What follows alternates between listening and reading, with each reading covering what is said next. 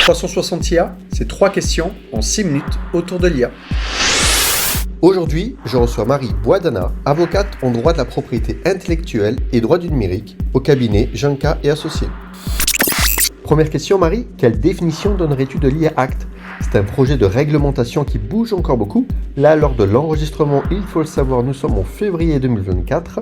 Quelle définition du coup à date donnerais-tu à l'IA Act ? Alors, l'IA Act, c'est un projet de réglementation qui a été proposé par la Commission européenne le 21 avril 2021 et qui vise à encadrer l'utilisation de l'intelligence artificielle en protégeant les droits fondamentaux, la démocratie, l'état de droit et l'environnement, tout en favorisant l'innovation.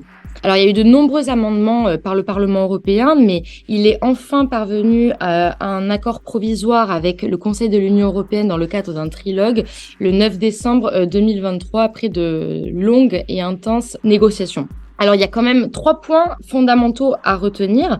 Le premier concerne les obligations en fonction du type d'IA.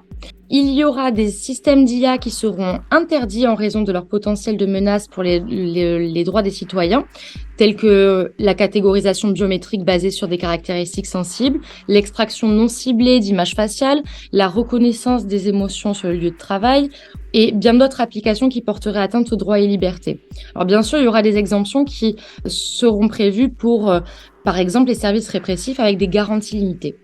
Ensuite, il y aura les systèmes d'IA à risque élevé qui auront, elles, des obligations très strictes, notamment de mener en amont des analyses d'impact sur les droits fondamentaux et la possibilité pour les citoyens de demander des explications ou de déposer des plaintes concernant les décisions qui émaneraient des IA.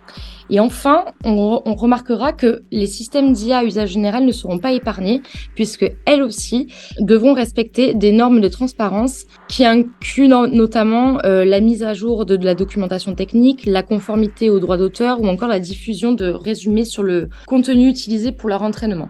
Alors un deuxième point, c'est sur le soutien à l'innovation. L'accord soutient les PME avec la création de bacs à sable réglementaires pour tester l'IA avant sa mise sur le marché. Et troisième point, qui dit réglementation dit sanctions. Elles sont sévères, elles sont pas des moindres, puisqu'on a des amendes entre 7,5 et 35 millions d'euros ou 1,5 à 7% du chiffre d'affaires mondial en fonction de l'infraction et de la taille de l'entreprise. Alors voilà donc un petit aperçu de l'IA Act en février 2024, même si le sujet est très vaste. Ce qu'il faut retenir, c'est qu'aujourd'hui, on attend qu'il soit formellement adopté par le Conseil et le Parlement avant d'être publié dans le journal officiel de l'Union européenne. Et on espère une entrée en vigueur dans un délai de 2 ans. Super, merci Marie. Deuxième question. Il arrive de faire une analogie entre l'IA Act et le RGPD. On sait que le RGPD porte sur la protection des données personnelles. L'IA Act, de son côté, comme tu l'as dit, porte sur l'IA de confiance et comment réduire les risques.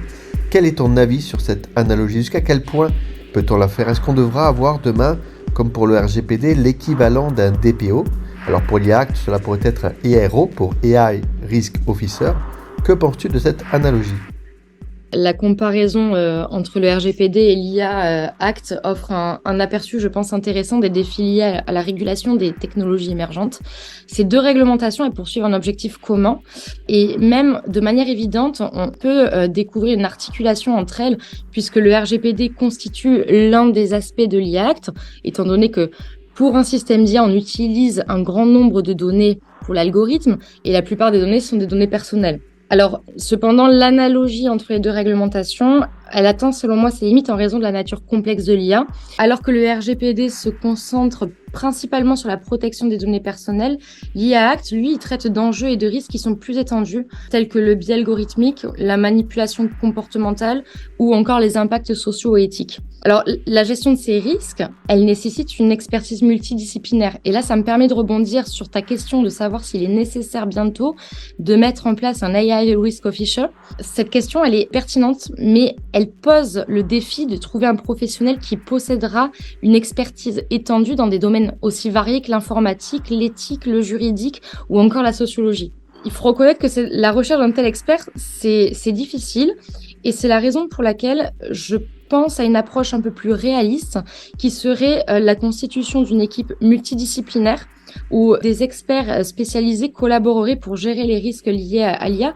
Et donc, on aurait un certain consortium composé d'un éthicien, d'un juriste, d'ingénieur, d'un data scientist et même d'un DPO. Alors, cette approche collaborative, non seulement permettra de surmonter la difficulté de trouver une personne compétente dans tous ces domaines, mais elle favorisera surtout une gestion holistique du risque, ce qui me semble plus approprié pour l'IA Act.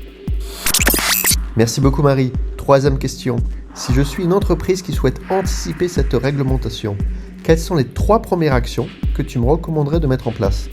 Alors, cette question, elle est pertinente parce que l'IA Act devrait entrer en vigueur dans les prochains mois et ça nécessite du coup d'adopter une approche proactive pour se conformer aux futures exigences de cette réglementation qui sont assez nombreuses. Donc, pour moi, les 3 actions à mener sont les suivantes. La première, c'est cartographier les systèmes d'IA avec une évaluation de risque et une analyse d'impact. Donc, si je suis une entreprise, je commence à recenser tous les systèmes d'IA déployés au sein de ma société. J'inclus donc les applications existantes, les projets pilotes et les développements futurs. J'analyse ensuite les systèmes d'IA pour évaluer les risques potentiels sur les droits fondamentaux, la sécurité, la démocratie, enfin tous les aspects qui sont couverts par l'IA Act. Et j'identifie les points sensibles nécessitant une attention particulière. Et je mène après mon analyse d'impact sur les droits fondamentaux afin de voir comment mon système d'IA va influencer les droits des individus. Et ça me permettra de faciliter la définition de mesures correctives appropriées. Deuxième étape, je forme et je sensibilise le personnel. J'organise des sessions de formation pour sensibiliser le personnel à la réglementation à venir afin qu'ils comprennent les implications légales, éthiques, techniques liées à l'utilisation de l'IA. Et j'éduque surtout le personnel aux bonnes pratiques en interne, en matière d'éthique, de transparence, mais également dans la documentation du processus de l'IA qui me permettra de répondre aux exigences de la réglementation. Et ça, c'est un travail vraiment à faire en amont. Et troisième et dernier point, dernière action à mener, ça serait de mettre en place une gouvernance de l'IA et une collaboration interne entre les entreprises. Je m'explique. Donc, il est impératif d'instaurer une gouvernance robuste de l'IA au sein de la société. Donc ça suppose que j'identifie les responsables spécifiques qui auront la charge de la conformité à l'IA Act, tout en veillant à ce que cette gouvernance soit intégrée au processus de décision. Et ensuite, je favorise la collaboration entre les équipes juridiques, techniques, éthiques et de conformité, notamment au RGPD, puisque, comme j'ai pu le dire dans mon autre réponse sur la deuxième question, la gestion des risques liés à l'IA nécessite une approche, selon moi, qui est holistique.